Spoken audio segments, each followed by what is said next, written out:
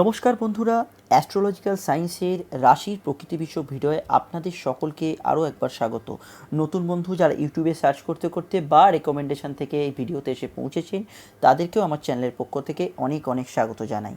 আজকের বিষয় হচ্ছে কুম্ভ রাশি এবং কুম্ভ রাশিতে থাকা 3টি নক্ষত্রকে নিয়ে আলোচনা, যেখানে আমরা জানব কুম্ভ রাশির ক্যারেক্টার, কুম্ভ রাশির বৈশিষ্ট্য, কুম্ভ রাশির মানুষেরা কেমন হন এবং কুম্ভ রাশিতে থাকা 3টি নক্ষত্র যথারীতি ধনিষ্ঠা, শতভিষা এবং পূর্ব ভাদ্রপদের নক্ষত্রের মানুষদের সম্পর্কে। নতুন বন্ধুদের জন্য বলে রাখি, এখানে কোনো পৌরাণিক ব্যাখ্যা করা হবে না, এখানে কোনো পৌরাণিক ক্যারেক্টারকে নিয়ে আলোচনা করা হবে না, এখানে কিন্তু অ্যাস্ট্রোলজিকে সায়েন্টিফিক্যালি রিপ্রেজেন্ট করা হবে আপনাদের সামনে। তো আসুন শুনে নিই কুম্ভ রাশির ব্যাখ্যা।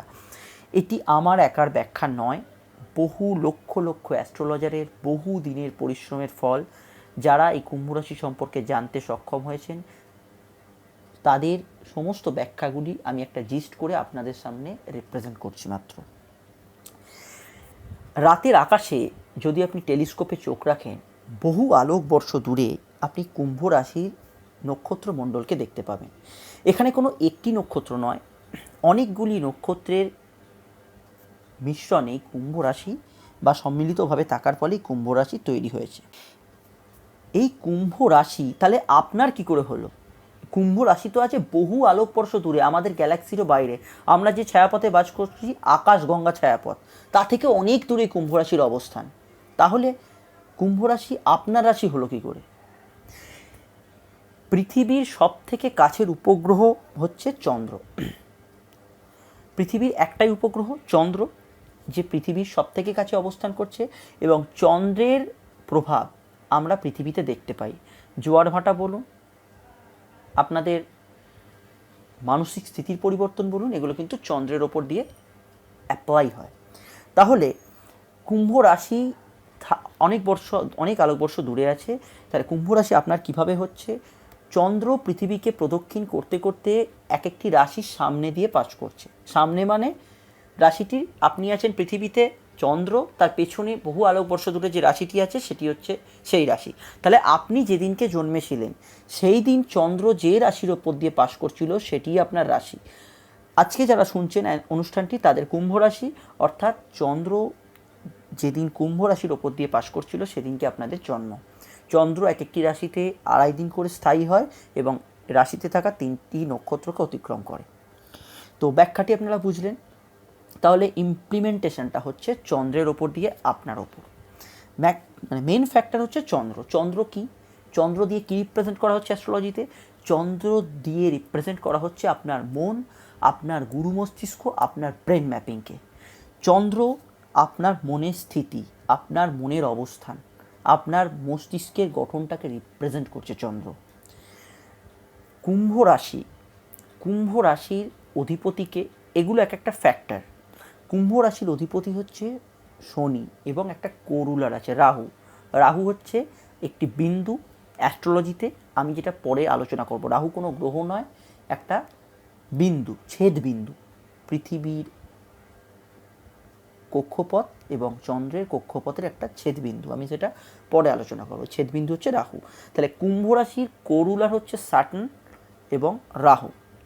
তাহলে চন্দ্র যখন কুম্ভ রাশির ওপরে এসে উপস্থিত হয়, আপনার ব্রেনে স্যাটার্ন এবং রাহু, এই ডুয়েল এনার্জি, শনি এবং রাহু, এই ডুয়েল এনার্জি আপনার কোথায় গুরু মস্তিষ্কে প্রবাহিত হয় এবং আপনার থিঙ্কিং প্যাটার্নটা সেরকম হয়। আমরা অ্যাস্ট্রোলজির সাহায্যে আপনার ব্রেনের যে কন্ডিশন, আপনার মস্তিষ্কের কন্ডিশনটাকে জেনে ফেলছি। এবার আপনি একজন অ্যাস্ট্রোলজার নন, আপনি একজন সাধারণ মানুষ, আপনি বই পড়াশোনা নিয়ে, অ্যাস্ট্রোলজি নিয়ে পড়াশোনা করেননি, পড়লে আপনিও জানতে পারবেন, আপনিও বলতে পারবেন। তাহলে আপনি কুম্ভ রাশি সম্পর্কে কীভাবে জানবেন? যদি ওই টেলিস্কোপে চোখ রাখেন, দেখবেন নক্ষত্রমণ্ডলকে যদি আপনি একটা কাল্পনিক রেখা দ্বারা যুক্তি করেন, তাহলে একটি কুম্ভের আকার ধারণ করে। একটি মানুষ একটি কুম্ভে জলকুম্ভ নিয়ে দাঁড়িয়ে আছে, এইরকম একটা আকৃতি মোটামুটি একটা পাওয়া যায়। এই যে আকৃতিটা, এই আকৃতিটাই কিন্তু কুম্ভ রাশির মানুষদের মানসিক কন্ডিশনের উপমা বহন করে। কুম্ভ রাশি, কুম্ভ বলতে কি বুঝি? যে কোনো জিনিস প্রিজার্ভ, অর্থাৎ সঞ্চয় করা, সেখানে জল সঞ্চয় হচ্ছে, কিন্তু প্রিজার্ভ করাকে মেনলি বোঝাচ্ছে। তো কুম্ভ রাশির মানুষেরা তাদের সম্পূর্ণ জীবনচক্রে বহুবিধ টেকনোলজিক্যাল জিনিস, বহুবিধ নানা ধরনের জিনিস, নানা ধরনের সায়েন্টিফিক ব্যাখ্যা, ডিফারেন্ট টাইপ অফ নলেজ, এগুলো কিন্তু তারা গ্যাদার করে থাকে। হতে পারে সেই কেউ ধরুন কুম্ভ রাশির মানুষেরা কম্পিউটার সম্বন্ধে কিছুটা জানলো, স্মার্টফোন সম্পর্কে কিছুটা জানলো, জীবনের রহস্য সম্পর্কে কিছুটা জানলো, অ্যাস্ট্রোলজি সম্পর্কে কিছুটা জানলো। তারা এই নয় যে সেই সাবজেক্টেরই একদম টপমোস্ট সব জায়গায় সবটুকু জেনে ফেলবে, কিন্তু বহুবিধ ঘটনাকে তারা কিন্তু, বহুবিধ নলেজকে তারা কিন্তু প্রিজার্ভ করতে পারে তার এই কুম্ভে। এটা হচ্ছে কুম্ভ রাশির সিম্বলিজমের ব্যাখ্যা। এবার বহু লক্ষ লক্ষ অ্যাস্ট্রোলজারের অনেক দিনের রিসার্চের ফল হচ্ছে কুম্ভ রাশির অন্যান্য আরও ব্যাখ্যাগুলি। কুম্ভ রাশি হচ্ছে স্থির রাশি, অর্থাৎ এই রাশির মধ্যে স্থিরতা বহন করে, এদের মস্তিষ্কে কিন্তু স্থিরতা বহন করে। এই রাশি বায়ু রাশি, অর্থাৎ এয়ার, বায়ুর মতো এদের মানসিক স্থিতি, কিন্তু এরা স্থির বায়ু, ঝোড়ো বায়ু নয় যে মন উথাল পাতাল এদিকে যাচ্ছে। এরা হচ্ছে স্থির চিন্তাধারা এবং বায়ুর মতো এদের নেচার। স্থির বায়ু রাশি হচ্ছে কুম্ভ রাশি। কুম্ভ রাশির মানুষদের মানসিক স্থিতি সাটার্ন এবং রাহুর দ্বারা পরিচালিত হয়। রাহু হচ্ছে এমনই একটি এনার্জি যে সবসময় যুক্তি দিয়ে, লজ, থিওরি, যুক্তি, এইগুলো দিয়ে কিন্তু ভাবতে ভালোবাসে। সাটার্ন হচ্ছে স্থিরতা, ধারাবাহিকতা, পুরনো জিনিস, রিসার্চ, সায়েন্স, অকাল সায়েন্স, রহস্য, এসবের কিন্তু কারকতা ডিপেন্ড করে। কুম্ভ রাশির মানুষও কিন্তু এই ফ্লুয়েড, এই ডুয়েল এনার্জি তাদের ভেতরে সবসময় প্রবাহিত হচ্ছে। এদের মানসিকতা হয় এরা যে কোনো জিনিসের পেছনে একটা আলাদা রকমের যুক্তি খোঁজে। এরা যে কোনো জিনিসকে কিন্তু যুক্তি দিয়ে বা সায়েন্টিফিক্যালি বিচার করতে চায়। এদেরকে আপনি যে কোনো জিনিসকে যদি চট করে বুঝিয়ে দেন এরা কিন্তু বুঝবে, কিন্তু সে যতক্ষণ না তার মস্তিষ্ক যতক্ষণ না তৃপ্ত হচ্ছে সে কিন্তু জিনিসটা গ্রহণ করতে পারবে না। আমি একটি ছোট্ট উদাহরণ দিয়ে আপনাদেরকে ব্যাপারটা ক্লিয়ার করে দিচ্ছি। আপনারা কোনো ধর্মগুরুর কাছে গেলেন, যে কোনো ধর্মগুরু, যে কোনো কাস্টের হতে পারে, নো প্রবলেম, তাদের কাছে গেলেন, সে আপনাকে একটা যুক্তি দিল যে এই জিনিসটা করো, জীবনে এই জিনিসটা করলে উন্নতি হবে। আপনি কুম্ভ রাশির লোক, আপনি বাড়িতে এসে হয়তো বা সেটা করলেন, কিন্তু আপনার মস্তিষ্কে সবসময় একটা চিন্তা সবসময় ঘুরবে, হোয়াই, কী করে এটা হলো, এটা থেকে এটা কী করে হচ্ছে, উনি বলছেন এটা করতে, তার বদলে আমার ওটা হবে। আপনি হয়তো প্রথমে দু একদিন করলেনও বা, কিন্তু তারপরে আপনার ব্রেনে সবসময় জিনিসটা কাজ করবে যে হোয়াই, কেন কেন কেন।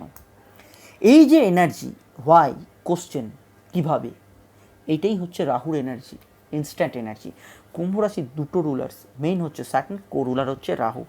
এই যে রুলিংস, এরা হচ্ছে এই জায়গাটা কাজ করে। কুম্ভ রাশি, শনি যেমন আধ্যাত্মবাদকে রিপ্রেজেন্ট করে, শনি যেমন ধর্মকে রিপ্রেজেন্ট করে, শনি যেমন আপার পাওয়ারকে রিপ্রেজেন্ট করে, রাহু কিন্তু তেমনই লজিক, যুক্তিকে রিপ্রেজেন্ট করে। আপনি যদি নিজের ঈশ্বরকে খুঁজতেও চেষ্টা করেন, কিন্তু সেখানেও আপনি একটা লজিক দিয়ে খুঁজতে চেষ্টা করবেন।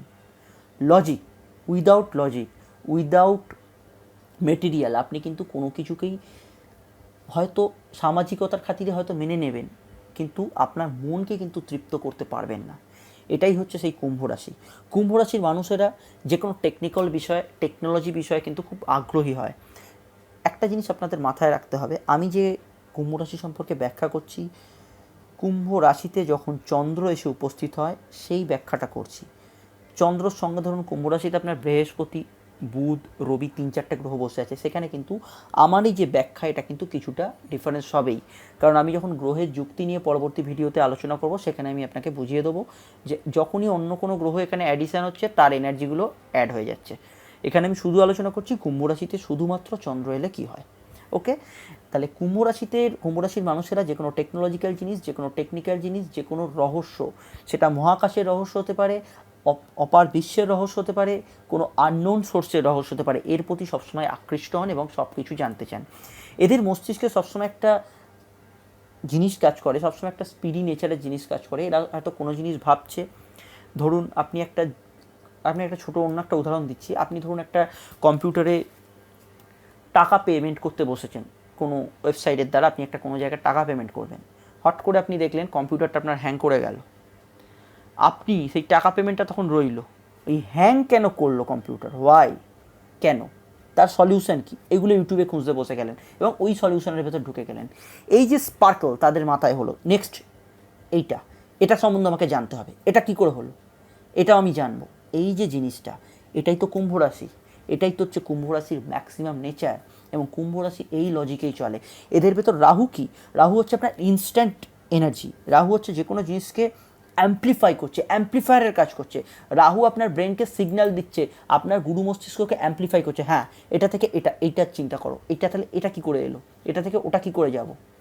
কুম্ভ রাশির মানুষেরা অনেক সময় কিন্তু মানে ম্যাক্সিমাম ক্ষেত্রে দেখা যায় কুম্ভ রাশির মানুষেরা রাত জাগে তাহলে অনেক সময় অনেক চিন্তা করে, এটা কী করে হলো, ওটা কী করে হলো, এটা থেকে এটা কী করে হচ্ছে, এই জিনিসটা এদের মধ্যে অনেক সময় ম্যাক্সিমাম ক্ষেত্রে কাজ করে।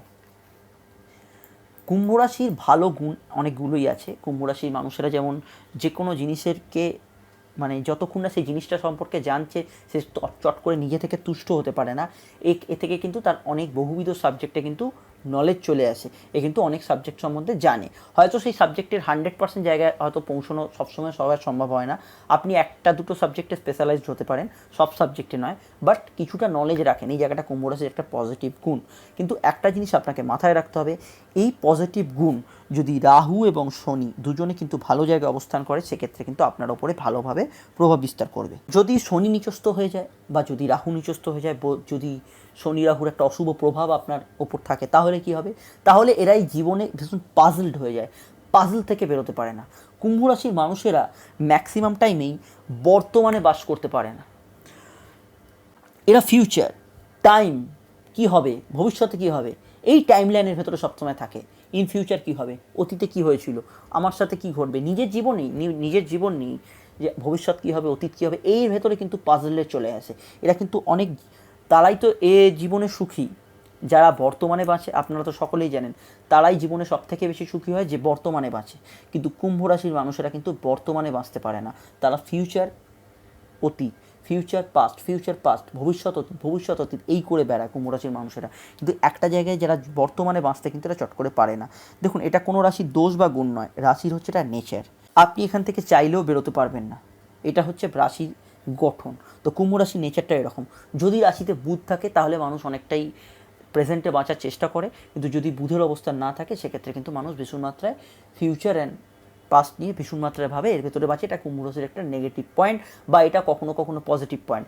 কুম্ভ রাশির বিভিন্ন মানুষেরা কিন্তু রিসার্চ লেভেল, সায়েন্টিফিক লেভেল, বহুবিধ রিসার্চ, মহাকাশবিদ্যা, অ্যাস্ট্রোনমি, ইভিন অ্যাস্ট্রোলজি, এই দিকে কিন্তু ভীষণ মাত্রায় আগ্রহী হয়। এরা কিন্তু এই জায়গায় গিয়ে ভীষণ মাত্রায় নলেজ গ্যাদার করতে পারে এবং যা আননোন তা কিন্তু সবসময় জানতে চায়।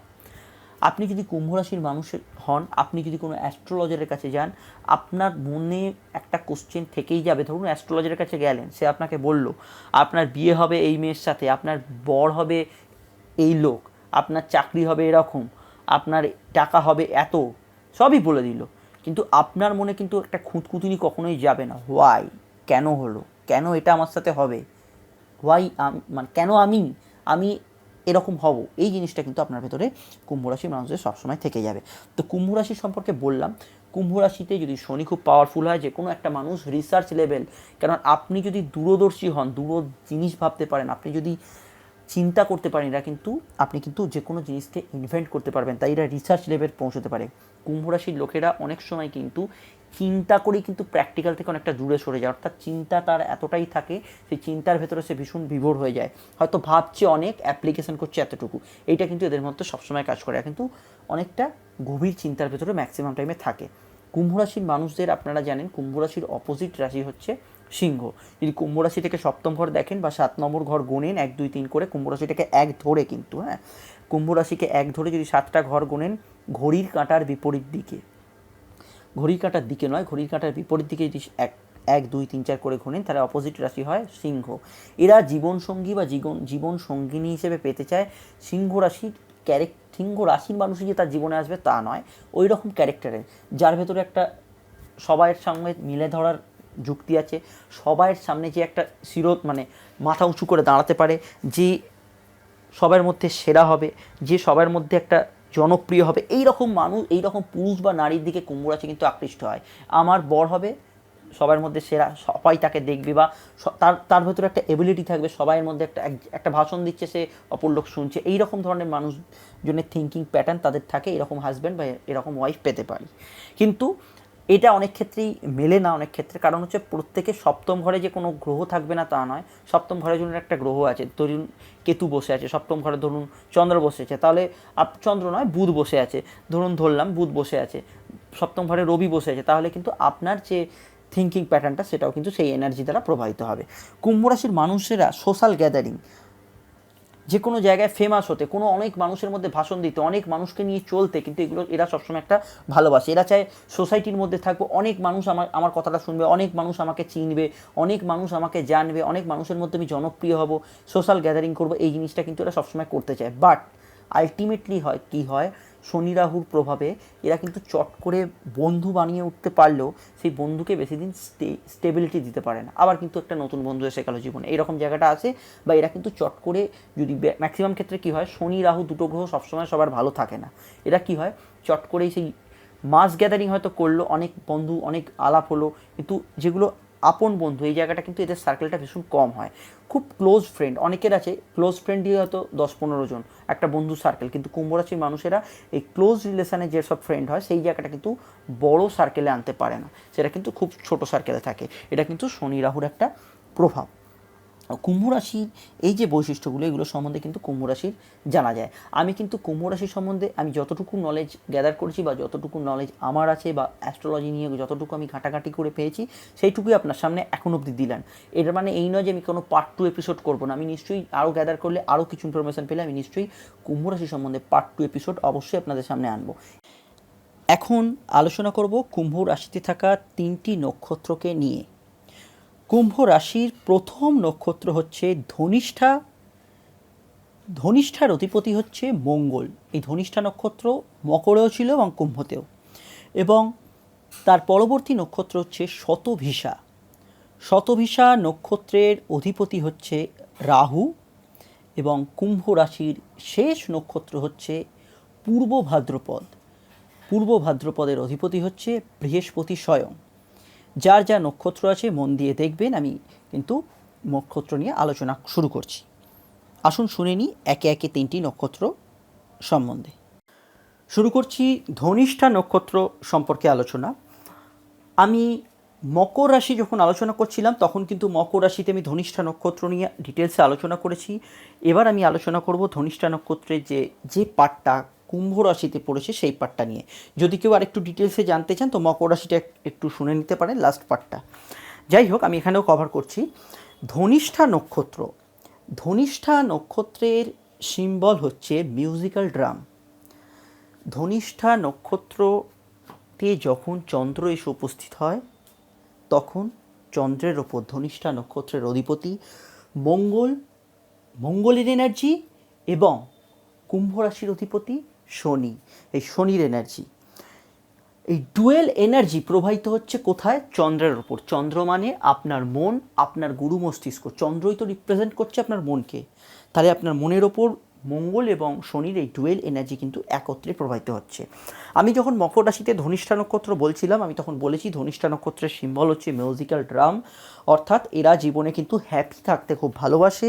এরা কিন্তু যে কোনো অ্যাডভার্স সিচুয়েশানকে, যে কোনো খারাপ সিচুয়েশানকে নিজেরা জয় করতে পারে, এবং এদের জীবনের ওপর যতই ঝড় ঝাপটা আসুক না কেন, নানাবিধ ভালো মন্দ ঘটনা ঘটুক না কেন, এরা কিন্তু সব সিচুয়েশানকে ওভারকাম করতে পারে।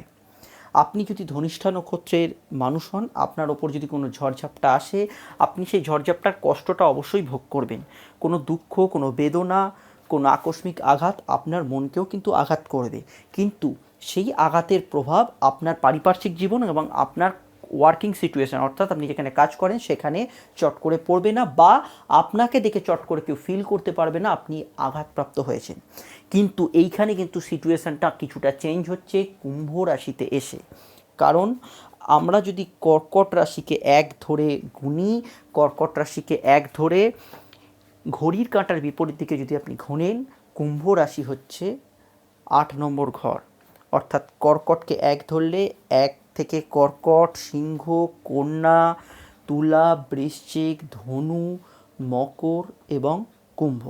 চন্দ্রের অষ্টম ঘরে থাকা মানে তাদের ওপরে কিন্তু মানসিক কষ্ট বা মানসিক কিছুটা চাপ বা আবেগজনিত সমস্যা, মেন্টাল স্যাটিসফ্যাকশান কমে যাওয়া, এই জিনিসগুলো আপনাকে ভোগ করতে হবে। সেই জন্য কুম্ভ রাশির লোকেদের কিছু ক্ষেত্রে মানসিক দিক থেকে এরা কিন্তু অনেক ক্ষেত্রে কিন্তু ডিপ্রেসড এবং অনেক আঘাত, অনেক ঝড়ঝাপটার মধ্যে দিয়ে এগোতে হয়। তো সেখানে যখন ধনিষ্ঠা নক্ষত্র মকর থেকে শিফট হয়ে কুম্ভেতে এসে পৌঁছেছে, এদের ওপর কিন্তু এই জিনিসগুলোর প্রভাব বেশি মাত্রায় পড়বে। মকর রাশির ধনিষ্ঠা নক্ষত্র যেমন ছিল একটু মেজাজ, একটু ওভারকাম করার ক্ষমতা বেশি, হঠাৎ করে রিলেশান কোনো ব্রেক হয়ে গেল, এরা কিন্তু সেই রিলেশান ব্রেক হয়ে যাওয়ার জন্য একেবারে ডাউন হয়ে পড়ে না, কিন্তু এই কারণ ওখানে ছিল মকর রাশির কোর এনার্জি। মকর রাশি একটা হার্ড অ্যান্ড সোল, একটা টাফ নেচার, কিন্তু যখন কুম্ভ রাশিতে আসছে, কুম্ভ রাশি সেই আবেগ, কুম্ভ রাশির সফট নেচার, সফট মাইন্ডনেস, এটা কিন্তু ধনিষ্ঠার ওপরে প্রভাবিত হচ্ছে। অর্থাৎ ধনিষ্ঠা নক্ষত্রের বেসিক রুলসটা সেম থাকছে, অর্থাৎ নিয়ম যেটা, যে সে হার্ড অ্যান্ড সোল, তার ভেতর মঙ্গলের এনার্জি, তার ভেতর এগিয়ে যাওয়ার ক্ষমতা থাকছে, কিন্তু তার ওপর কিন্তু কুম্ভ রাশির নেচার, কুম্ভ রাশির নেচার হচ্ছে আবেগ, কুম্ভ রাশির নেচার হচ্ছে একটা সফট মাইন্ডেড, এই যে নেচার, এগুলো কিন্তু তাকে মানতে হবে। একটা জিনিস আপনাদের ভালো করে বুঝতে হবে, যখন চন্দ্র যেখানে থাকছে বা যে নক্ষত্র যে রাশিতে থাকছে, তাকে সেই রাশির রুলসটা কিন্তু ফলো করতে হবে। যখন ধনিষ্ঠা ছিল মকরে, সে নিজের নেচার প্লাস তাকে কিন্তু মকরের নেচারটা ফলো আপ করতে হবে। কারণ একটা কথা, আপনি ধরুন আপনার বাড়িতে কেউ ভাড়াটে এসছে, আপনার সঙ্গে এগ্রিমেন্ট হচ্ছে, আপনার রুলসটাই তো সে ফলো করবে, নাকি তার রুলস আপনি ফলো করবেন? ঠিক সেরকমই তাকে কুম্ভ রাশির রুলসটা ফলো করতে হচ্ছে। সেই জন্য মকর রাশির সাপেক্ষে কিন্তু কুম্ভ রাশির ধনিষ্ঠা একটু হলেও সফট মাইন্ডেড, একটু হলেও আবেগপ্রবণ, একটু হলেও তার মনে আঘাতটা বেশি লাগবে। বাকি যে ধনিষ্ঠার নেচার, ধনিষ্ঠা হচ্ছে একটা এগিয়ে যাওয়ার নক্ষত্র, আমি আগেই বলেছিলাম, তাদের ওপর তাদের যদি জীবনে অনেক ঝড়ঝাপটা আসে, যদি তাদের লেখাপড়ার ক্ষেত্রে, পড়াশোনার ক্ষেত্রে কোনো বাধা আসে, ধরুন কোনো সময় কারোর ইয়ার লস হলো, একাধিকবার ইয়ার লস হলো, তারা কিন্তু সেই পরিস্থিতি থেকেও ওভারকাম করতে পারে। অনেক মানুষ আছে সেই পরিস্থিতিতে এসে ডাউন হয়ে যায় এবং নিজের জীবনকে সেখানে একটা দাঁড়ি টেনে দেয়, কিন্তু ধনিষ্ঠা নক্ষত্র এই ওভারকাম করা নক্ষত্র। এরা কিন্তু সোশ্যাল লাইফে ভালোবাসে, সোশ্যাল লাইফে মেলামেশা করতে, এরা কিন্তু নিজের ভালোবাসা, যে একটা জায়গায় বসলেন, একটা, এটা মানুষের, আমি একটা উদাহরণ দিয়ে বলছি, ধনিষ্ঠা নক্ষত্রর এরকম স্বভাবটা বেশিরভাগ ক্ষেত্রে মকর রাশির ওপরে যেটা পাওয়া যায়, সেটা হচ্ছে এরা সোশ্যাল গ্যাদারিংয়ে কিন্তু থাকতে ভালোবাসে। আপনি একটা প্রেম করছেন, একটা সুন্দর পরিবেশ, একটা একাকিত্ব, এই জায়গাটা কিন্তু এরা অতটা পছন্দ করে না। এরা একটু চায় আমোদ প্রমোদ, সোশ্যাল একটা মেতে থাকবো, বারে গিয়ে ডান্স করব, এই যে ব্যাপারটা, এইটা কিন্তু বেশি মাত্রায় থাকে।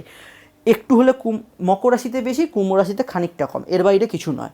এই জায়গাটা কিন্তু ধনিষ্ঠা নক্ষত্রের নেচার থাকে।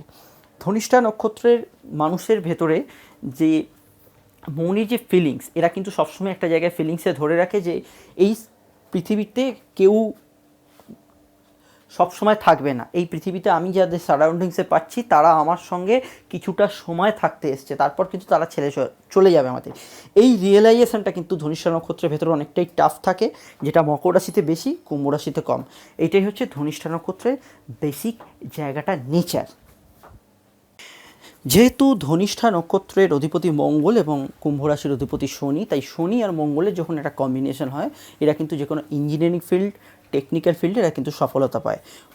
ধনিষ্ঠা নক্ষত্রে বৃহস্পতি থাকলে মোটামুটি ভালো ফল দেয়। রবি থাকলে ধনিষ্ঠা নক্ষত্রে এরা কিন্তু একটু জেদি, একটু একগুঁয়ে প্রকৃতির, একটু রাগ, একটু রাজভারী প্রকৃতির হয়। এদের ভেতরে কিন্তু পুলিশি বিভাগ, অ্যাডমিনিস্ট্রেটিভ লেভেলে এইসব জায়গায় কিন্তু চাকরি করার প্রবণতা থাকে। ধনিষ্ঠা নক্ষত্রের রাহু এবং কেতু কিন্তু উভয় ভালো ফল দেয় না। ধনিষ্ঠা নক্ষত্রের শনি কিন্তু মধ্যম প্রকৃতির ফল দেয়।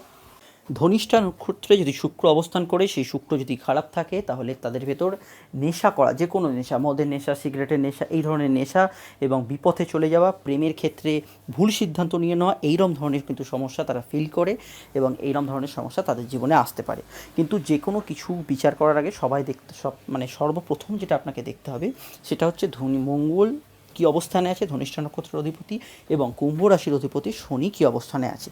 আমি যে নেচারগুলো বলে গেলাম, হয়তো বা এই নেচারের সঙ্গে অনেকের মিলবে না, না মিলতেই পারে। সেই না মেলার একটা কারণ আছে, সেটা হচ্ছে আমি যে ব্যাখ্যাটি করছি, এটা হচ্ছে চন্দ্র যখন কুম্ভ রাশিতে এসে ধনিষ্ঠা নক্ষত্রের ওপর উপস্থিত হয় তখন আপনাদের নেচার কী হয়, কিন্তু যখন গ্রহের যুক্তি হয়, ধরুন কুম্ভ রাশিতে চন্দ্র, বৃহস্পতি, শনি তিনটে গ্রহ বসে আছে, তাহলে কি হচ্ছে, এই ধনিষ্ঠা নক্ষত্রের ওপরে শনি মঙ্গলের এনার্জি ছাড়াও চন্দ্রের ওপরে বৃহস্পতির এনার্জি অ্যাডিশান হচ্ছে। সেক্ষেত্রে কিন্তু বেসিক নেচারটা সেম থাকবে, তার সঙ্গে কিছু এক্সট্রা নেচারের অ্যাডিশান হবে। তার ভেতরে একটু হামবড়াই ভাব, একটু নিজেকে সেরা মনে করা, এই ধরনের জিনিস হবে। যদি শুক্র থাকে সেখানে সে একটু শৌখিন প্রকৃতির, একটু গান বাজনা ভালোবাসবে, একটু মিউজিক ভালোবাসবে। কিছু কিছু ক্ষেত্রে শুক্র যদি খারাপ থাকে সে নেশার মধ্যে চলে যেতে পারে। এই যে ধরনের যে নেচার, গ্রহের যুক্তি নিয়ে আমি পরবর্তী ক্ষেত্রে যখন ভিডিও আলোচনা করব সেগুলো আমি আপনাদেরকে ক্লিয়ারলি বুঝিয়ে দেবো। আমি আজকে বললাম ধনিষ্ঠা নক্ষত্র সম্পর্কে, এটা কিন্তু ধনিষ্ঠা নক্ষত্রের একটা পার্ট বললাম। আমি কিন্তু নক্ষত্রের সিরিজ নিয়ে আলোচনা করছি আমার চ্যানেলে। অশ্বিনীর পর থেকে কিন্তু আমি কিছু ভিডিও তুলতে পারিনি, আমি তুলে দেবো খুব তাড়াতাড়ি, আপনারা কিন্তু দেখবেন। সেখানে কিন্তু নক্ষত্র এবং নক্ষত্রে থাকা 4টি পার্ট, একটি নক্ষত্রকে 4 ভাগে ভাগ করা যায়, সেই 4টি পার্ট নিয়ে আমি আলোচনা করব এবং ডিটেলসে আপনাদেরকে জানাবো। এখনই যদি বিশাল করে আলোচনা করতে যাই এটা কিন্তু প্রোগ্রামটা অনেক লেন্দি হয়ে যাবে এবং শুনতে বোরিং লাগতে পারে। তো যাই হোক, আমি শেষ করলাম ধনিষ্ঠা নক্ষত্র, চলে আসছি পরবর্তী নক্ষত্র সম্পর্কে। চলে এলাম পরবর্তী নক্ষত্রে শতভিষা নক্ষত্র। শতভিষা, শত বলতে আমাদের যে কথাটি প্রথম মনে পড়ে 100, অর্থাৎ শতভিষা নক্ষত্র 100টি নক্ষত্র নিয়ে গঠিত, অর্থাৎ একটা নক্ষত্র মণ্ডল। আপনার চন্দ্র যখন শতভিষা নক্ষত্রে এসে উপস্থিত হয় তখন শতভিষা নক্ষত্রের অধিপতি রাহুর এনার্জি এবং কুম্ভ রাশির অধিপতি শনির এনার্জি, এই ডুয়েল এনার্জি কিন্তু প্রবাহিত হয় চন্দ্রের ওপর দিয়ে। হোয়াট ইজ চন্দ্র? চন্দ্র কি? চন্দ্র হচ্ছে আপনার মন, চন্দ্র হচ্ছে আপনার গুরু মস্তিষ্ক। চন্দ্র গুরু মস্তিষ্ক এবং মনকে রিপ্রেজেন্ট করছে। রাতের আকাশে যদি আপনি টেলিস্কোপে চোখ রাখেন তো শতভিষা নক্ষত্র মণ্ডলকে দেখতে পাবেন, যেখানে আছে 100টি নক্ষত্র এবং এই 100টি নক্ষত্রকে নেওয়া হয়েছে। শতভিষা, শত মানে হচ্ছে 100 বা 100, ভিষা মানে হচ্ছে হিলার বা যে আপনার সমাধান করে। সোজা বাংলায় বলতে গেলে এমন কোনো ব্যক্তি যে আপনার সমস্যার সমাধান করে বা যার কাছে আপনার শত সমস্যার সমাধান আছে, এরকম ব্যক্তিকে কিন্তু শতভিষা নেওয়া হয়েছে। শতভিষার মানুষেরা যেখানে মানুষকে হেল্প করতে হয়, হিল করতে হয়, তার সমস্যার সমাধান করতে হয়, সেই সব ফিল্ডে কিন্তু এরা ভীষণ মাত্রায় অ্যাক্টিভ হন এবং সেই জায়গায় তাদের ভেতরেই মাল্টি ট্যালেন্টেড পার্সোনালিটিটা থাকে। আমি উদাহরণ দিয়ে কিছু বলে দিচ্ছি। একজন ভালো ডাক্তারবাবু সে কিন্তু শতভিষা নক্ষত্র হতে পারে, সে আপনার সমস্যার সমাধান করছে। একজন ভালো হার্ডওয়্যার ইঞ্জিনিয়ার, আপনার ল্যাপটপ খারাপ হয়ে গেছে, আপনি তার কাছে নিয়ে যাচ্ছেন, সে আপনার প্রবলেমটা কিওর করে দিচ্ছে, শতভিষা নক্ষত্র হতে পারে। ইউটিউবে আপনার কম্পিউটারে কোনো প্রবলেম হচ্ছে, আপনি ইউটিউবে সার্চ করলেন how I fix this problem. একজন ইউটিউবের কোনো ভালো ইউটিউবার যিনি সফটওয়্যারে নলেজ রাখেন, তিনি আপনাকে ভিডিও টিউটোরিয়ালে বলে দিলেন আপনি এইগুলো করুন, আপনার প্রবলেমটা ফিক্সড হয়ে যাবে, তিনি শতভিষা নক্ষত্রের লোক হতে পারেন। একজন ভালো সাইকোলজিস্ট যিনি আপনার মনকে পড়ে ফেলতে পারছেন এবং তার ওয়ে আউটটাও বলে দিতে পারছেন, তিনি হতে পারেন শতভিষা নক্ষত্রের লোক। অর্থাৎ আমরা যার থেকে পরিষেবা পাচ্ছি এই রকম মানুষজন শতভিষা নক্ষত্রের হতে পারেন এবং তাদের অন্য অন্য নক্ষত্র হতে পারেন, কিন্তু শতভিষা নক্ষত্র স্পেশালি এই ক্যারেক্টারিস্টিক গুণ বা এই পাওয়ারটা, এই এবিলিটিটা তাদের ভেতর থাকে। শতভিষা নক্ষত্রের জীবনের সারাউন্ডিংস অর্থাৎ সার্কেল, জীবনের সার্কেল কিন্তু এদের খুব ক্লোজ, কয়েকজন খুব অল্প পরিসর মানুষ হন এবং এদের যারা খুব কাছের হন এরা কিন্তু তাদেরকে একটা নিজেদের সার্কেলের ভেতর রাখেন। আপনি যদি বাইরের কোনো মানুষ হন, তারা কিন্তু শতভিষা নক্ষত্রের মানুষের মন কিন্তু চট করে বুঝতে পারবেন না। তারা ভাববেন এই বাউন্ডুলে কিছু করে না, এই মেয়েটা কিছু করছে না, সারাদিন ঘরে বসে ঘরে সংসারে কাজ করছে, বাট এটা কিন্তু সত্য নয়। যারা খুব তার ক্লোজ, যারা খুব ক্লোজ ফ্রেন্ড, তারা জানে সে তার ভেতরে কতটা ট্যালেন্ট লুকিয়ে আছে, সে কতটা জ্ঞান অর্জন করেছে, সে কী কী করতে পারে। অর্থাৎ এদের ট্যালেন্ট বা এদের গুণ চট করে লোকে বাইরে থেকে বুঝতে পারে না এবং এরাও অনেক সময় নিজেদের যে প্রকাশকে বা নিজেদের যে গুণাগুণকে এটা কিন্তু বাইরের কাউকে বুঝতে দিতে চান না। এটা কিন্তু শতভিষার ভেতরে একটা কোর বৈশিষ্ট্য। শতভিষার নক্ষত্রের লোকেরা জীবনে অনেক কিছু এদের উচ্চাসা থাকে, এটা করব সেটা করব, জীবনে আমি একদম হাই থটস, মানে এদের ভেতরে একদম আকাশ ছোঁয়ার মতো কিছু চিন্তাধারা থাকে। হয়তো আমি মহাকাশের রহস্য জানবো, এরকম এরা কিন্তু মহাকাশ বিজ্ঞান সায়েন্স এগুলোকে কিন্তু এরা খুব প্রেফার করে, এইরকম রহস্য জানবে, এদের ভেতর কিন্তু ট্যালেন্টেড থাকে। বাট এরা অনেক সময় কি হয়, শতবিশা নক্ষত্রে রাহু শনি পীড়িত থাকলে এরা কিন্তু নিজেদের ইচ্ছে থাকলেও ইচ্ছেটাকে ফুলফিল করতে পারে না, অর্থাৎ প্র্যাকটিক্যাল অ্যাপ্লিকেশান এরা কিন্তু অনেক সময় করতে পারে না। ডিজায়ার আছে, অনেক অনেক ডিজায়ার আছে, কিন্তু এরা প্র্যাকটিক্যালি অ্যাপ্লাই করতে পারে না। শতবিশা নক্ষত্রের দুটো এনার্জির টানাপোড়েন চলে, অর্থাৎ শনি হচ্ছে একটা slow moving energy, slow but steady. Rahu হচ্ছে অ্যাম্প্লিফায়ার, ইনস্ট্যান্ট পাওয়ারফুল এনার্জি। এই কিন্তু শনি, আমি আগেই বলেছিলাম যে শনি গ্রহের মাধ্যাকর্ষণ বল যথেষ্ট বেশি এবং শনি অনেক বৃহৎ গ্রহ, সেহেতু রাহুর এনার্জি শনির কাছে পেরে ওঠে না। তাই এদের মনের ইচ্ছেটা যতই ছটপট করুক, এরা কিন্তু বাস্তবে কিন্তু এটা ফলোদায়ী করতে বা প্র্যাকটিক্যাল অ্যাপ্লিকেশন করতে অনেক সময় দেরি করে। হয়তো আপনাদের মধ্যে কেউ শতবিশা নক্ষত্র, আপনি ভেবেছেন আমার এইগুলো করতে হবে, তাহলে আমার জীবনটা এইভাবে গুছিয়ে নিতে পারবো, বাট আপনি যখন প্র্যাকটিক্যাল ফিল্ডে অ্যাপ্লাই করতে যাচ্ছেন দেখছেন ধূর হচ্ছে না, আচ্ছা স্লো হয়ে যাচ্ছে, কোনো না কোনোভাবে একটা দেরি হয়ে যাচ্ছে, এটা কেন হচ্ছে? দ্যাটস ওয়াই শনির এনার্জি।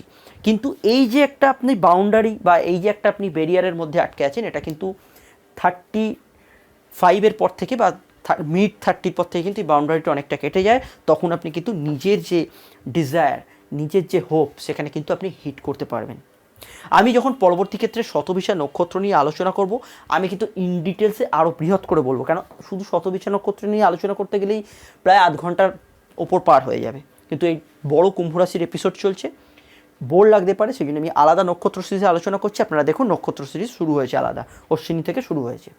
শতবিশা নক্ষত্রের লোকেরা মানসিকভাবে অনেক সময় ডিস্টার্ব থাকেন, কারণ এখানে যে চন্দ্র, আপনি যদি কর্কট রাশি থেকে কাউন্ট করেন, কুম্ভ রাশি হচ্ছে এমনি 8th হাউস, তাহলে চন্দ্রের 8th হাউস, এবং চন্দ্রর ওপর আপনার মনের ওপর যখন রাহু এবং শনি দুটো এনার্জি একসাথে ফ্লো হয়, মানুষের ভেতরে অনেক সময় ডিপ্রেশন থাকে। এরা কিন্তু নিজেরা একটু অনেক ক্ষেত্রে ডিপ্রেস থাকে, এটা হলো না, ধূর ওটা হলো না, এটা হলো না জীবনে, এটা হলে ভালো হতো, এই যে ডিপ্রেশন এইগুলোর ভেতরে থাকে। কিন্তু মিড 30-এর পর থেকে এটা কিন্তু অনেকটা কাটতে শুরু করে।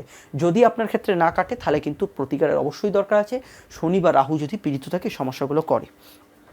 শতবিশা নক্ষত্রে রবি খুব ভালো ফল দেয় না, বৃহস্পতিও কিন্তু মধ্যম প্রকৃতির ফল দেয়, শনি শতবিশা নক্ষত্রে ভালো ফল দেয়, রাহু শতবিশা নক্ষত্রে মোটামুটি ফল দেয়, কেতু খুব একটা শতবিশা নক্ষত্রে ভালো ফল দিতে পারে না।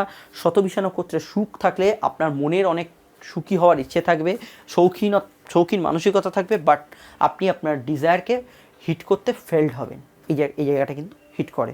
শতবিশা নক্ষত্রের মানুষেরা যে কোনো টেকনোলজিক্যাল বিষয়, যে কোনো সায়েন্টিফিক বিষয়, মহাকাশবিদ্যা, অ্যাস্ট্রোনমি, অ্যাস্ট্রোলজি, এইসবে কিন্তু ভীষণ ভালো পারফর্ম করেন। এদের কিন্তু এইসব লাইন চুজ করলে এরা কিন্তু জীবনে অনেক দূর এগোতে পারেন। ইভিন স্টোন বিক্রেতা একজন ভালো, সেও কিন্তু শতবিশা নক্ষত্রের হতে পারেন। আমি পরবর্তী ক্ষেত্রে শতবিশা নিয়ে আলোচনা করব, আপনাদের সামনে শতবিশা নক্ষত্র ইন ডিটেলস আমি তুলে ধরবো এবং নক্ষত্র বিভাজন করব, যেখানে শতবিশা নক্ষত্রকে 4টি পার্টে ভাগ করা হয়। আপনারা পার্ট হিসেবেই ধরুন 1, 2, 3, 4, যাকে পদা বলা হয় জ্যোতিষের ভাষায়। তো এই জ্যোতিষের ভাষায় যে পদা বলা হয়, সেই পদা অনুযায়ী কিন্তু দুটো শতবিশার মানুষের ক্যারেক্টার দুরকম হতে পারে। আপনি শতবিশা, আপনার পাশের বন্ধু শতবিশা, কিন্তু দুজনের ক্যারেক্টারিস্টিক আলাদা। কেন হলো, কিভাবে হলো, সেটা নিয়ে আমি কিন্তু পরবর্তী ভিডিওয়ে আলোচনা করব। এখন শুনে নিই পরবর্তী নক্ষত্র সম্বন্ধে। চলে এলাম কুম্ভ রাশির শেষ নক্ষত্র পূর্ব ভাদ্রপদে। পূর্ব ভাদ্রপদ নক্ষত্রের অধিপতি হচ্ছে বৃহস্পতি এবং কুম্ভ রাশির অধিপতি হচ্ছে শনি। অর্থাৎ চন্দ্র যখন এখানে এসে উপস্থিত হয়, চন্দ্র হচ্ছে আপনার মন, আপনার গুরু মস্তিষ্ক, সে যখন এসে ওখানে উপস্থিত হচ্ছে আপনার মস্তিষ্কে, বৃহস্পতির এনার্জি এবং কুম্ভ রাশির অধিপতি শনির এনার্জি, এই ডুয়েল এনার্জি কিন্তু একত্রে প্রবাহিত হচ্ছে পূর্ব ভাদ্রপদ নক্ষত্রের ওপর দিয়ে।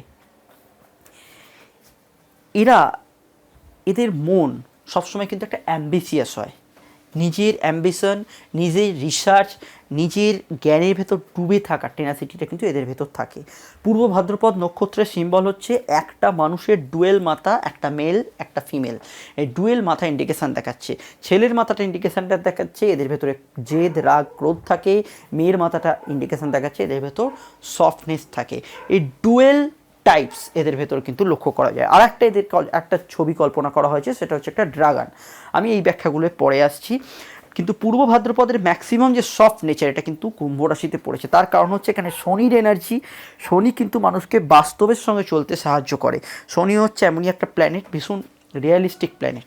পূর্ব ভাদ্রপদের মানুষেরা নিজের কাজ, নিজের ভালোবাসা, নিজের যেটা অ্যাম্বিশন তার ভেতরে ভীষণ ডুবে থাকে। বাকি যে অংশটা জীবনের থাকে সেটা পরিবার, সমাজ, নিজের সারাউন্ডিং, সেই দিকে কিন্তু এরা চট করে মোটিভেট করতে বা মন দিতে পারে না। কিন্তু পূর্ব ভাদ্রপদ যখন কুম্ভ রাশিতে থাকছে, এদের কিন্তু এই শনির লিঙ্ক আপটা, এই শনির লিঙ্ক আপটা কিন্তু এদেরকে সেই লিঙ্কের জায়গায় কিন্তু ধরে রাখছে, যেখানে এরা নিজের কাজও করছে একধারে, নিজের অ্যাম্বিশনও করছে একধারে, আর একদিকে কিন্তু নিজের বাস্তব চেতনাটা একেবারে হারিয়ে ফেলছে না, অর্থাৎ নিজের রিসার্চের ভেতর ডুবে যাচ্ছে না। পূর্ব ভাদ্রপদ মানুষেরা, নক্ষত্রের মানুষেরা সাধারণত টিচিং প্রফেশন, যে কোনো জায়গায় অ্যাডভাইজারি প্রফেশন, যে কোনো রিসার্চমূলক জায়গায় কিন্তু এটা খুব ভালো অগ্রগতি করতে পারে। কিন্তু এত বড় বড় কথা, রিসার্চ, অগ্রগতি, জীবনের অ্যাডভাইসারি, এই কথাগুলো হয়তো অনেকের সঙ্গেই মেলে না। অনেকেই হয়তো ভাবছেন কোথায় হলো জীবনে। এর একটা কারণ আছে, যে কোনো নক্ষত্রের ভালো এফেক্টটা পেতে হলে আপনাকে আপনার জন্মছকে পূর্ব ভাদ্রপদ নক্ষত্রের অধিপতি বৃহস্পতি এবং শনি, এই দুজনের শুভ অ্যাটলিস্ট একটা মোটামুটি জায়গায় অবস্থান থাকা দরকার, তবেই আপনি পূর্ব ভাদ্রপদ নক্ষত্রের যে গুড রেজাল্টটা সেটা কিন্তু পেতে পারেন। পূর্ব ভাদ্রপদ লোকেরা ভীষণ সফট মাইন্ডেড, একটু ইমোশনাল প্রকৃতির অনেক সময় হন। এদেরকে কেউ হার্ট করলে এরা চট করে কিন্তু হার্ট হয়ে যান। এটা কিন্তু পূর্ব ভাদ্রপদের একটা নেচার। পূর্ব ভাদ্রপদ এর লোকেরা যে কোনো বিনোদনমূলক কাজ, যে কোনো, যেখানে একটা ফিল্ম তৈরি করতে গেলে সেখানেও কিন্তু একটা রিসার্চ করতে হয়। এরা কিন্তু ভালো পরিচালক, ভালো লেখক, এদের ভেতরে কিন্তু রাইটিং এবিলিটি থাকে। একটা ভালো সিনেমাকে একটা সিনেমার নাট্যরূপ দেওয়া বা সিনেমাকে একটা লেখা, এই যে লেখনী শক্তি, এটাও কিন্তু পূর্ব ভাদ্রপদের নক্ষত্রের ভেতরে থাকে। শুধু রিসার্চ মানে আমি সায়েন্টিফিক রিসার্চ বা অন্যান্য রিসার্চ বলছি না, এটা কিন্তু এই সমগ্র রিসার্চকে বলা হচ্ছে। এদের ভেতরে থাকে আধ্যাত্মবাদ, এদের ভেতরে থাকে কিন্তু একটা আধ্যাত্মিকতা। পূর্ব ভাদ্রপদ নক্ষত্রের লোকেরা যে কোনো মেডিকেল ফিল্ডে, সাইকোলজি, মনোরোগ বিশেষজ্ঞ, এইসব জায়গায় কিন্তু সাকসেস পান। বহু বড় বড় অ্যাস্ট্রোলজারে কিন্তু পূর্ব ভাদ্রপদ নক্ষত্র, কারণ অ্যাস্ট্রোলজি এমন একটা সাবজেক্ট, প্র্যাকটিক্যালের সঙ্গে রিসার্চ এবিলিটি দুটো কিন্তু মিলিয়ে তবে কিন্তু একটা অ্যাস্ট্রোলজি সাবজেক্ট কিন্তু কমপ্লিট হয়। অ্যাস্ট্রোলজি হচ্ছে একটা পরিবর্তনশীল বিজ্ঞান। অ্যাস্ট্রোলজির একটা থিওরিতে নিশ্চয়ই অ্যাস্ট্রোলজি কাজ করে, কিন্তু আপনি যে স্থান, কাল, পাত্র, যুগের সঙ্গে তাল মিলিয়ে কাজ করে। প্রেজেন্ট সিচুয়েশনের সঙ্গে সায়েন্টিফিক রিলেশান, এই যে রিলেশান, এটা কিন্তু একটা জটিল ব্যাপার। এইখানে কিন্তু পূর্ব ভাদ্রপদের লোকেরা খুব ভালো পারফর্ম করে। আমি পরবর্তী ক্ষেত্রে নক্ষত্র নিয়ে ডিটেলসে আলোচনা করব, সেখানে আমি কিন্তু আরও ব্যাখ্যা কিন্তু আলোচনা করব। পূর্ব ভাদ্রপদের যে মেন অ্যাঙ্গার পার্টটা, এটা কুম্ভ রাশিতে সামান্য থাকে, ম্যাক্সিমামটাই চলে যাচ্ছে কিন্তু মিনেতে। আমি পরবর্তী ক্ষেত্রে আলোচনা করব, সেটা আমি বলে দেবো। পূর্ব ভাদ্রপদে বৃহস্পতি যদি থাকে, সে কিন্তু বৃহস্পতি, তার ভেতরে জ্ঞানের ভাব এগুলো কিন্তু বেশি থাকে। সে কিন্তু এই নিজের কাজ, নিজের ব্যাপার, এই ব্যাপারে বেশি মাত্রায় ডুবে থাকে অনেক সময়। পূর্ব ভাদ্রপদে শনি থাকলে ভালো ফল দেয়, পূর্ব ভাদ্রপদে মঙ্গল ভালো ফল দেয়, শুক্র অতটা ভালো ফল দেয় না, রবি কিন্তু মধ্যম প্রকৃতির ফল দেয়। রবি কিন্তু পূর্ব ভাদ্রপদে থাকলে চাকরির জায়গাটা হয়তো স্মুথ হয়, কিন্তু বাকি ক্ষেত্রে কিন্তু জীবনের মধ্যম প্রকৃতির ফল দেয়। পূর্ব ভাদ্রপদে কেতু এবং রাহু খুব একটা ভালো ফল দেয় না। শুক্র কিন্তু পূর্ব ভাদ্রপদে খুব ভালো ফল দেয় না, কিন্তু শুক্র ইঞ্জিনিয়ারলি কুম্ভ রাশিতে খুব একটা ভালো ফল দেয় না, তা পূর্ব ভাদ্রপদেও কিন্তু খুব ভালো পারফর্ম করতে পারে না। আমি পরবর্তী ক্ষেত্রে আলোচনা করব, আপনাদের জানাবো এই নক্ষত্রের ডিটেলসে। পূর্ব ভাদ্রপদের সম্বন্ধে আরও অনেক কিছু জানার আছে। শুধু যে টিচার, ভালো গুড অ্যাডভাইসার, ভালো ফিল্ম মেকার, ভালো গল্প লেখক যে পূর্ব ভাদ্রপদে হয় তা নয়। আপনি যে কোনো জায়গায় থাকেন না কেন, আপনি হয়তো উচ্চ জায়গায় পৌঁছতে পারেননি, কিন্তু বাট আপনার ভেতরে যে জ্ঞান আরোহণের এবিলিটি, আপনি অপরকে অপরকে বোঝাবেন, অপরের সমস্যাটা শুনবেন, সফট মাইন্ডনেস, এই জিনিসগুলো কিন্তু আপনার ভেতরে লক্ষ্য করা যেতে পারে। কারণ কর্মস্থলের উন্নতির জন্য শুধু একটা নক্ষত্র দেখলে হয় না, দশম ঘরকেও কিন্তু মেন ফোকাসটা করতে হয় দশম ঘরে। যাই হোক, শেষ করলাম কুম্ভ রাশির প্রকৃতি এবং তাতে থাকা তিনটি নক্ষত্রকে নিয়ে আলোচনা। নক্ষত্রের আলোচনা কিন্তু শেষ হলো না, রাশির আলোচনা শেষ হয়েও কিন্তু আমি আবারও বলছি, এগুলো কিন্তু পার্ট ওয়াইজ চলতে থাকবে। কেন অ্যাস্ট্রোলজি প্রতিনিয়তই কিন্তু নতুন করে নতুন কিছু ফর্মুলা, নতুন কিছু আবিষ্কারের সামনে মানুষকে এনে দাঁড়ায়। আজকের মতো এখানেই শেষ করছি। ভিডিওটি ভালো লাগলে চ্যানেলটি কিন্তু সাবস্ক্রাইব করবেন এবং এই ভিডিওটি লাইক করতে ভুলবেন না। খুব তাড়াতাড়ি দেখা হবে অন্য কোনো ভিডিও নিয়ে আপনাদের সঙ্গে। নমস্কার।